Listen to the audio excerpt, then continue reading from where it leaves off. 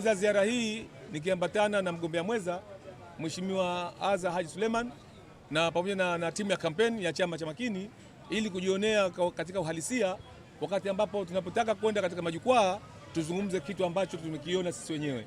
Kwa hivyo katika ziara hii tumeanza katika soko la Mwanakorekwe, lakini tumemalizia hapa katika soko hili la Darajani.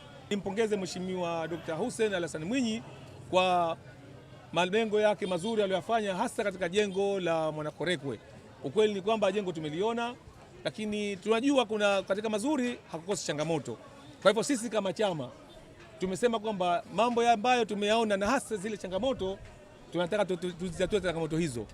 Lakini vile vile niwaombe uongozi wa soko la Mwanakorekwe na hata uongozi wa soko la mjini. Changamoto nyingi wamezisikia wao kama wao. Mimi niwaombe tu, watu wamelia kilio kikubwa cha vile nini wanaita vibaraza. Kibaraza kimoja wananchi wale wanalipa shilingi 40 mtu mmoja, na kibaraza kimoja wanakilipia shilingi 80. Na wingi wa wafanyabiashara wale walikuwa na masikitiko ya kwamba wanatakiwa wapunguziwe ile bei angalau iendane na uhalisia wa hali ilivyo.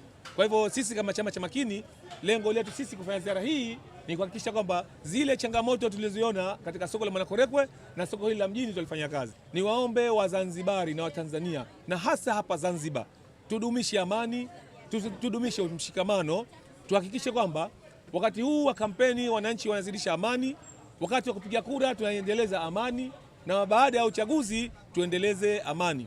Na vile vile niwaombe wananchi wa Zanzibar watunge mkono sisi kama chama, wanipigie kura mimi Ameir Hassan Ameir, wawapigie kura wagombea wote wa wakilishi, udiwani na wabunge, lakini vile vile bila kumsahau mgombea wa rais wa Jamhuri ya Muungano wa Tanzania, ili tuyasimamie yale ambayo tumeyaweka. Mambo mazuri yanakuja Wazanzibari. Tumesikiliza matatizo yenu katika masoko yote, lakini sasa tuambie tu kwamba tuko pamoja na nyinyi. Tutahakikisha kwamba matatizo haya na changamoto hizi zinatatuka haraka iwezekanavyo. Tumeona uhalisia wa soko la mboga mboga, bado wanahitaji kuwekewa miundombinu rafiki. Soko la mboga mboga kiafya liko vibaya, lakini pia hata huduma zake bado ni mbaya. Lakini pamoja na yote, miundombinu ya soko tumeona imeboreshwa, lakini kila penye zuri na changamoto zake ndio huwa zinajitokeza.